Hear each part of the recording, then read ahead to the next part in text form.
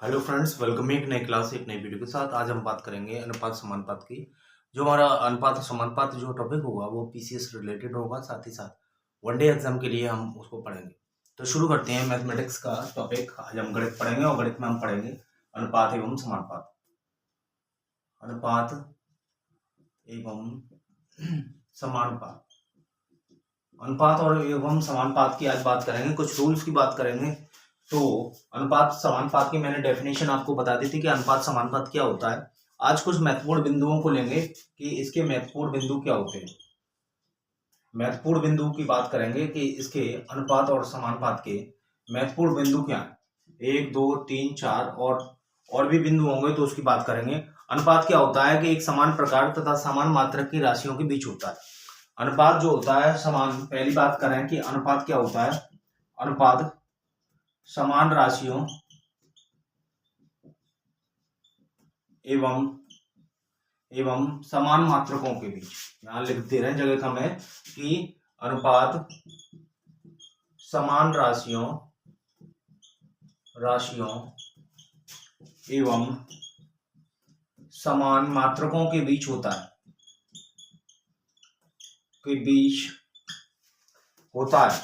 ये बात पहली है कि अनुपात जो होता है दो राशियों के बीच होता है और वो भी समान राशियों के बीच होता है, समान मात्रकों के बीच होता है। और दूसरी बात ये, इसका कोई मात्रक नहीं होता। मात्रक भले ही उनके मात्रकों के बीच होता है, समान मात्रकों के बीच होता है, लेकिन इसका कोई मात्रक नहीं होता। तो और क्या होता है, 2 नंबर पे लिख लें कि यह दो राशियों के बीच होता है। अनुपात जो होता है दो राशियों के बीच होता है। अनुपात जो होता है, अनुपात दो राशियों के बीच होता है। ये बात हमें याद रखनी है कि अनुपात कितनी राशियों के बीच होता है। तो अनुपात हमारा दो राशियों के बीच होता है, जिसमें कोई भी दो राशि होती हैं जो समान होती हैं, समान में कह सकते हैं, चाहे वो चर होती हैं अचर होती हैं, उनके बीच में अनुपात होता है। तो तीसरी बात क्या है कि ये देख लेते हैं कि तीसरी बात ये है कि अनुपात को जो लिखा जाता है, अनुपात को लघुत्तम रूप में लिखा जाता है। लघुत्तम रूप में लिखा जाता है। तो अनुपात को किस रूप में लिखा जाता है? अनुपात को सबसे छोटे से छोटे रूप में लिखा जाता है, लघुत्तम रूप में लिखा जाता है। अनुपात को लघुत्तम रूप में लिखा जाता है, छोटे से छोटे रूप में लिखा जाता है अनुपात को। तो ये इसकी एक विशेषता है। ये 3 विशेषता है। अनुपात को लघुत्तम रूप में लिखा जाता है, यह दो राशियों के बीच होता है, अनुपात समान राशियों और समान मात्रकों के बीच होता है।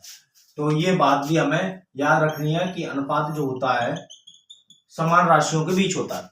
नंबर 4 की बात करें अगर हम अनुपात की, तो इसमें अनुपात एक निरपेक्ष संख्या होती है। अनुपात जो होती है, अनुपात एक निरपेक्ष संख्या होती है। अनुपात जो होती है एक निरपेक्ष संख्या होती है। जस्ट अ मिनट, निरपेक्ष संख्या होती है, ठीक है। अनुपात जो होता है एक निरपेक्ष संख्या होती है, ये उसकी चौथी विशेषता है। नंबर 5वीं विशेषता की बात कर ले रहे हैं कि जो दो राशियां होती हैं, तो दो राशियां होती हैं अनुपात की, यदि उनमें किसी भी संख्या का गुणा किया जाता है, भाग किया जाता है, तो अनुपात पर कोई प्रभाव नहीं पड़ता। ये बात जान लेनी है कि अनुपातों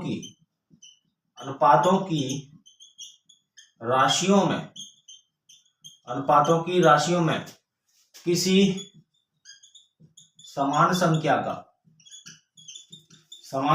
का गुणा या भाग करने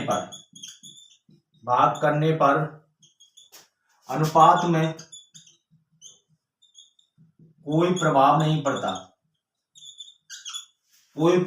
पड़ता। ये बात याद रखने वाली ये बात है कि अनुपाती राशियों में किसी संख्या का गुणा करते हैं और या किन्हीं संख्याओं का भाग करते हैं, तो अनुपात जो प्राप्त होता है उस अनुपात में किसी प्रकार का परिवर्तन नहीं होता है। ये बात इसकी जो है अगली इसकी प्रॉपर्टी कह लो या इसका ये विशेषता कह लो।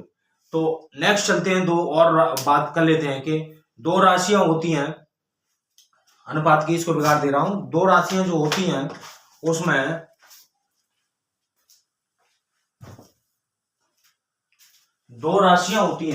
उसमें क्या होता है कि दो राशियां होती हैं अनुपात में दो राशियां होती हैं, ठीक है, जैसे ए और बी, दो राशियां होती हैं जैसे ए और बी, ए को उत्तर पद और बी को पूर्व पद कहते हैं। तो इसमें लिख सकते हैं कि जैसे अनुपात में दो राशियां होती हैं तो ए को पूर्व पद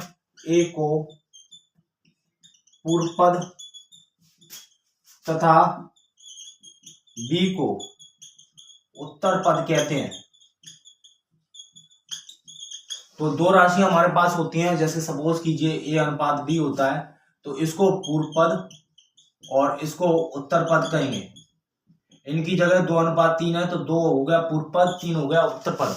ये बात और महत्वपूर्ण हो जाती है कि इसमें किस तरीके से इनको उत्तर पद किसको कहते हैं और पूर्व पद किसे कहते हैं। अनुपात में दो राशियां होती हैं तो पहले वाली जो राशि लिखी होती है, पहले बाईं तरफ लिखी होती है हमारे, उसको कहते हैं पूर्व पद, और उसके बाद जो राशि होती है उसको कहते हैं उत्तर पद। इस प्रकार हमारे पास दो राशियां होती हैं, उनके नामकरण भी है उत्तर पद और पूर्व पद। नेक्स्ट इसकी विशेषता की बात करेंगे, इसको बिगाड़ दे रहा हूं, और विशेषताओं की बात कर ले रहे हैं। दो और विशेषता इसकी बचती हैं, फिर आगे चलेंगे अनुपात और समानुपात में। कि नेक्स्ट विशेषता ये है कि जब दो अनुपातों की तुलना करते हैं तो जब नेक्स्ट जो भी है 6 नंबर 7 नंबर, दो अनुपातों की जब तुलना करते हैं तो जब दो अनुपातों की तुलना करते हैं तो हरों को समान बनाते हैं। ये बात याद रखनी है, जब दो अनुपातों की तुलना करते हैं तो हरों को समान बनाते हैं। ये थोड़े से इसके जो है रूल्स थे, और अब आगे चलते हैं। जब दो अनुपातों की तुलना करते हैं तो उनके हरों को समान बना लेते हैं। और अनुपात मैंने आपको बताया था, अनुपात किस भिन्न रूप में लिखा जाता है। अनुपात कैसे लिखा जाता है? भिन्न रूप में लिखा जाता है। और एक और बात कर ले रहे हैं कि अनुपात भिन्न रूप में, इस वाली बात को इससे समझेंगे, अनुपात भिन्न रूप में लिखा जाता है। जैसे ए अनुपात बी हुआ तो इसको भिन्न रूप में ऐसे लिख सकते हैं ए बट्टे बी। तो अगर ए बट्टे बी लिखा है तो उसको कह सकते हैं कि ए अनुपात बी। अब कोई दो अलग अलग अनुपात दिए हैं और तुलना करनी है, जैसे 2:3 और यहाँ 4:5, तो ये 2/3 हो गया, ये 4/5 हो गया। अब इनकी तुलना करेंगे तो तुलना के लिए ये हर हो गया, नीचे वाला ये अंश होता है। तो नीचे का ये जो भिन्न होती है उसमें नीचे का पद होता है, उसको हर बोलते हैं, ऊपर का अंश। तो इनको समान करने के लिए समान बनाया जाता है, तब इसकी तुलना की जाती है। ये बात और हमें याद रखनी है। इसको हमें बिगाड़ दे रहा हूं, आगे चलते हैं। हम लोग इसको बिगाड़ दिया, अब नेक्स्ट चलते हैं कि किस तरीके से और अनुपात को आगे बढ़ा सकते हैं। तो अब प्रश्नों पे आ जाते हैं। क्वेश्चन नंबर 1 लेते हैं डायरेक्ट। जैसे आपके सामने क्वेश्चन आए कि सरल कीजिए, सरल करना है आपको कि 221। सरल का मतलब ये होता है, मैंने आपको बताया कि अनुपात जो लिखा जाता है लघुत्तम रूप में लिखा जाता है। लघुत्तम का मतलब यह होता है कि छोटे से छोटे रूप में उसको लिखा जाता है। तो अभी सरल करने का मतलब यह होता है कि उसको सरल का मतलब उसको निम्नतम से निम्नतम, लघुत्तम से लघुत्तम, छोटे से छोटे रूप में उसको सॉल्व करके लिखा जाए। तो जैसे अपने पास एक प्रश्न है कि 221 रेशियो 289 को सरल कीजिए। ये एक अपने पास प्रश्न आया कि इसको सरल करना है, ए नंबर का क्वेश्चन है। तो ये आपको आया है, इसको सरल कीजिए। अब इसको सरल कैसे करेंगे, इसके लिए अपन लोग क्या कर सकते हैं कि एक तो तरीका ये है कि इसका जो है मासा निकालना है। इसको सरलतम करने का एक तरीका यह होता है कि 221/289, पहले तो इसको भिन्न रूप में लिखेंगे और इसको एक समान संख्या से भाग लगाएंगे। तो मैंने बताया था कि किसी भी अनुपात जो पद दिए हैं, उत्तर पद या पूर्व पद, इसमें पूर्व पद कौन सा कहलाएगा? ये पूर्व पद हो जाएगा 221, ये पूर्व पद। ये क्या कहलाएगा? ये उत्तर पद। ये पूर्व पद, ये उत्तर पद। उत्तर पद या पूर्व पद में किसी भी संख्या का भाग देने पर समान संख्या का अनुपात में कोई परिवर्तन, कोई प्रभाव नहीं पड़ता, उस पर कोई परिवर्तन नहीं होता या कोई प्रभाव नहीं पड़ता। याद ये रखने वाली बात है, नियम यह है कि वह संख्या समान होनी चाहिए। अब क्या कर सकते हैं इसमें, इसको सरल करने के लिए कोई ऐसी संख्या हो हमारे पास जो इसमें और इसमें पूर्व पद या उत्तर पद या फिर अंश और हर में, अभी ये मैंने भिन्न के रूप में लिख ली, ये भिन्न के रूप में लिख गई, ये भिन्न के रूप में संख्या को लिख लिया। तो ये 221 बट्टे 289। अब कोई ऐसी संख्या सोचें या हमें मालूम पड़े कि कौन सी ऐसी संख्या है जिसको अगर 221 और 289 में भाग लगाएं तो वो उस संख्या से भाग चला जाए समान संख्या से, तो वो जो आएगा निकल के उसको सरल करके वही हमारा इसका सरलतम रूप होगा। तो सरलतम रूप कैसे निकालते हैं कि कोई संख्या अगर हमें मालूम पड़ गई, कोई हमारे पास संख्या है जिसका इसमें 221 में भी भाग जा सकता है और 289 में भी जा सकता है, तो ये बात समझ में आ जाती है कि वो संख्या दोनों को काट सकती है। तो इसके लिए एक तरीका यह है कि हमें वो संख्या मालूम हो। दूसरी बात यह है कि हम एक एक करके गिनती पढ़ लें, 1 2 3 और चलते चले जाएं, जिसमें इसमें ही भाग लगे इसमें भी लगे। तो इससे अच्छा एक यह तरीका होता है कि इसको सरल करने का कि इनका मासा निकाल लेते हैं और इनका मासा निकालने के बाद जो हमें मासा मिलेगा उसको हम इसमें भाग लगा देंगे। ठीक है, तो इसको बिगाड़ दिया मैंने। अब इनका मासा हम ज्ञात कर लेते हैं 221 का और 289 का। तो 221 का मासा यानी कि महत्तम समापवर्तक 221 का 289 में भाग लगाया। ये भाग विधि से महत्तम समापवर्तक निकालने की विधि है। महत्तम समापवर्तक का अर्थ यह होता है कि कोई ऐसी छोटी से छोटी संख्या है जो दो संख्याएं दी है उनको पूरी तरह विभाजित कर दे, वो उसका हमारा मासा कहलाता है। तो 221 का डिवाइड लगाएंगे, एक बार जाएगा 221 एकम 221, घटाएंगे तो कितना बचेगा, यहाँ पे बचा कितना 8, यहाँ पे 6। तो अब इस 268 का भाग लगाएंगे 221 में, तो यहाँ 221 का लिख लिया। अब लगाएंगे भाग 6 18, 3 बार जाएगा, गुणा करके देख लें 3 24 की 4 हासिल 2, 3 6 18, 18 2 20, तो ये बना कितना 204। तो 204 को अब इसमें से घटाएंगे तो कितना बचेगा, 11 में से 4 गया तो 7, या 1 17 बचा। इस 17 का डिवाइड लगा देंगे इसमें, 17 का डिवाइड लगा दिया हमने इसमें 204 में। ये भाग विधि से मासा निकालने की विधि है। जो हमारे पास शेष बचता है फिर उसको पीछे वाले जो है भाजक में भाग दे देते हैं। तो ये भाजक था, अब ये भागफल बन गया, तो ये भाजक था, ये भाज्य बन गया, तो इसमें भाग लगा दिया। 17 का डिवाइड करना है 68 में, 17 चौके 68, जिससे पूरा कट जाता है, कुछ भी शेष नहीं बचता, शून्य शेष बचता है, तो वही हमारा मासा होता है। तो यहाँ पे हम मान सकते हैं कि 221 और 289 का मासा कितना हुआ, 17 हुआ।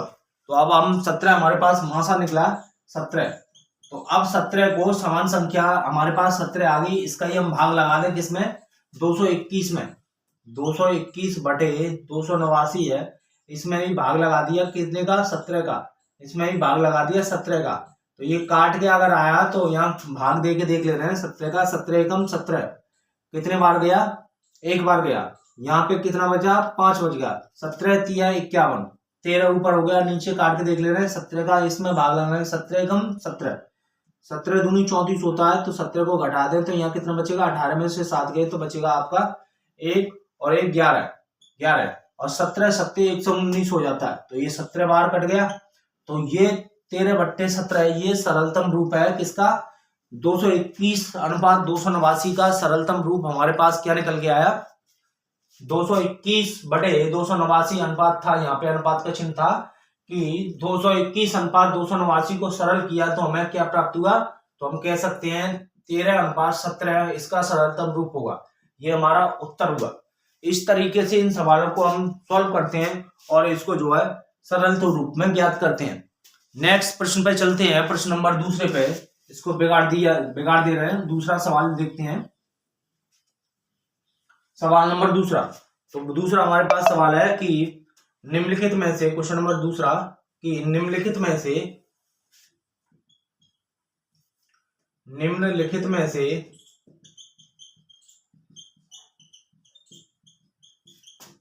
कौन सा अनुपात बड़ा है।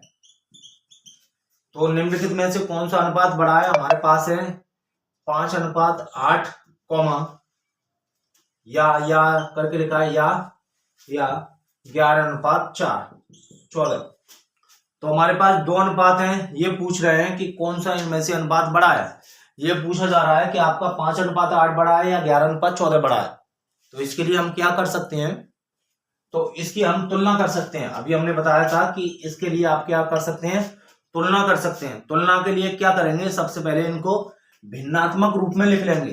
भिन्नात्मक का मतलब होता है भिन्न के रूप में। तो इनका भिन्न के रूप में हम लिख ले रहे हैं 5/8।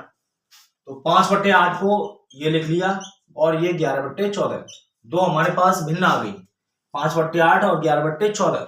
अब क्या करते हैं? इसको जो है अनुपात ले रहे हैं हम हरों का जब समान करते हैं तो हरों का लासा लिया जाता है। हरों का लासापा, एक मिनट।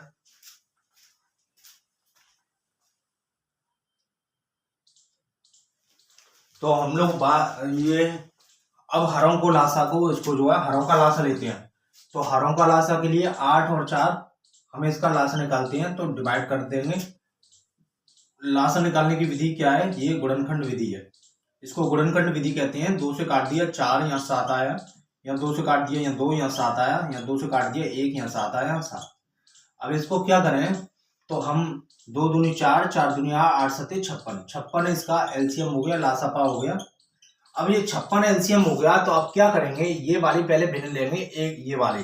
तो 5/8 जो भिन्न है हम देखेंगे 56 में इससे डिवाइड लगाएंगे 8 से, तो 8 7 56, हमारा 7 निकल के आया। अब इस 7 को ऊपर नीचे गुणा कर देंगे। मैंने बात करी थी, आपको बताया था हमने कि किसी समान संख्या को यदि ऊपर नीचे गुणा करते हैं तो उसमें भिन्न पर कोई प्रभाव नहीं पड़ता, अनुपात पर कोई प्रभाव नहीं पड़ता। हमें क्या करना है? इस 7 को ऊपर नीचे इसमें गुणा कर देना है, इसको बिगाड़ देना है। तो फिर हम क्या है इसको बता पाएंगे कि कौन सा अनुपात बड़ा है।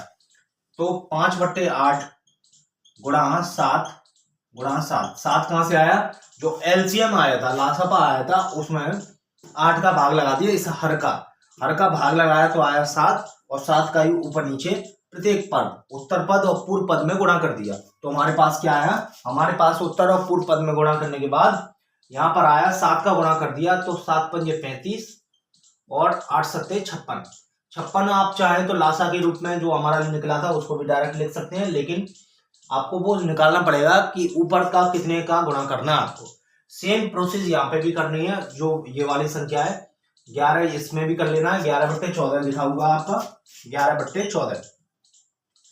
तो ये 11/14 लिखा हुआ है। अब यहाँ 56 था एलसीएम, इसको काट दिया तो 14 चौके 56, 4 आया, तो 11 का 4 में गुणा कर दिया, तो 11 चौक 44 होता है। तो और नीचे 56 का 56 कर दिया। तो यहाँ दूसरी बिल लिख दे रहे हैं 11/14 मल्टीप्लाई 4 और नीचे 4, तो 11 चौके 44 होता है, और ये 56 का 56। अब तुलना कर ले रहे हैं। तो जिस भिन्न का हर समान होते हैं, जिस भी भिन्न के हर समान होते हैं, और जिस भिन्न के तुलना करने पर यदि जिसका अंश बड़ा होता है वह भिन्न बड़ी होती है, जिसका अंश छोटा होता है वह भिन्न छोटी होती है। तुलना करने पर क्या करते हैं? तुलना कर ले रहे हैं कि इसको बिगाड़ के, तो हमें मालूम पड़ जाएगा कि इन दोनों में भिन्न कौन सी बड़ी है। तो 35/56, 35/56 किसकी आई थी? 5/8 की। तो ये इसका था, ठीक। और क्रम से लिख ले रहे हैं, क्रम से 5/8 अनुपात 11/14, इसका 35/56 निकला था, और इसका क्रम से 44/56। तो आप ये देख रहे हैं कि कौन सी भिन्न बड़ी है। हर देख रहे हैं समान है, इसके 56 है, इसके 56 है। ये इस वाली का जो है ये वाला मानता है ये पूरा, और ये वाली भिन्न का ये वाला मानता। तो हम देख रहे हैं कि इसकी तुलना करने पर हर तो समान है लेकिन अंश समान नहीं है। यहाँ पर 35 दिया है, यहाँ पर 44 दिया है। तो हम कह सकते हैं कि ये वाली भिन्न हमारे पास बड़ी है। तो ये किसका है? ये 11/14 का। तो हम कह सकते हैं इस पूरे जो कैलकुलेशन के बाद पूरी कैलकुलेशन करने के बाद हम ये कह सकते हैं कि इन दोनों में जो अनुपात है, किसमें, 5/8 में और 11/14 में, तो इन दोनों में अगर तुलना करी जाए कौन सा अनुपात बड़ा है, तो कौन सा अनुपात बड़ा है, तो हमें निकल के आता है कि 11/14 अनुपात बड़ा है। ये हमारा इस पे आंसर है। अब ये तो हमारा दूसरे टाइप का सवाल रहा। पहले टाइप का सरल, दूसरे टाइप पे हमने तुलना कर ली। ये टाइप सेकंड भी इसको कह सकते हैं, प्रकार दूसरा भी कह सकते हैं, टाइप सेकंड या प्रकार दूसरा, प्रकार सेकंड, तो ये भी हम कह सकते हैं। ये परीक्षा में आता है, ये पीसीएस की परीक्षाओं, वनडे एग्जाम में, ग्रुप डी में, ये रेलवे में, अन्य परीक्षाओं में आ सकता है कि इसको कैसे तुलना करें। ये तुलना के लिए बोल देता है कि अनुपात बताइए। कभी कभी भिन्नों की भी तुलना करने के लिए बोलता है, तो भिन्नों की भी तुलना हम क्या कर सकते हैं, हरों को समान बनाकर हम लोग ये कर सकते हैं कि कौन सी भिन्न का हर अगर समान हो जाए तो किसका अंश जो बड़ा है वो भिन्न बड़ी होगी और जिसका अंश छोटा है वो भिन्न छोटी होगी। ऐसा कब होता है, ऐसा दो स्थितियों में, एक स्थिति में होता है यदि हर समान है।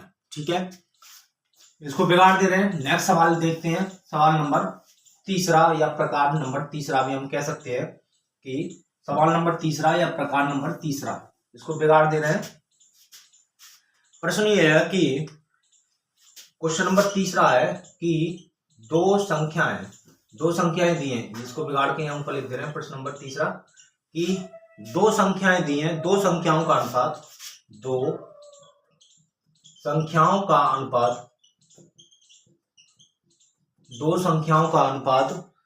8:5 है। दो संख्याओं का अनुपात 8:5 है। यदि छोटी संख्या 12:5 है, यदि छोटी संख्या 12:5 है तो बड़ी संख्या ज्ञात कीजिए। तो हमें पूछा गया है तो बड़ी संख्या ज्ञात कीजिए।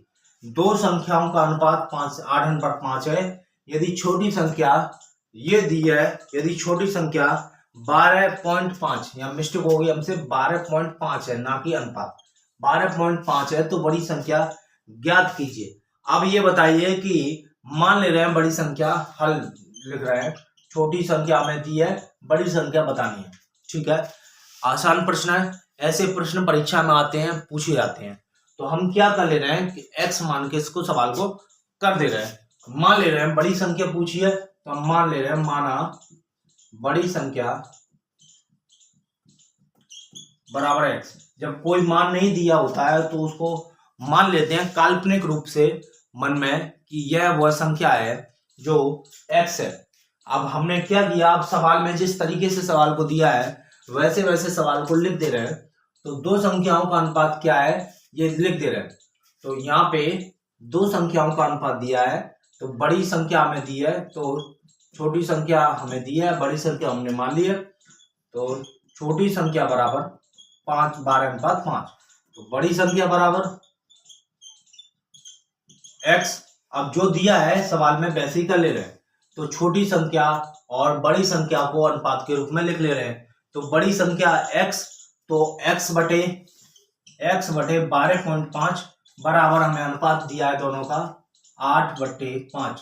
बस कुछ नहीं करना, बराबर बराबर रख दिया है, उसका मान दिया है, उसके बराबर का मान दिया है, बड़ी संख्या बटे छोटी संख्या, बड़ी संख्या बटे छोटी संख्या, और यहाँ अनुपात दे दिया 8/5।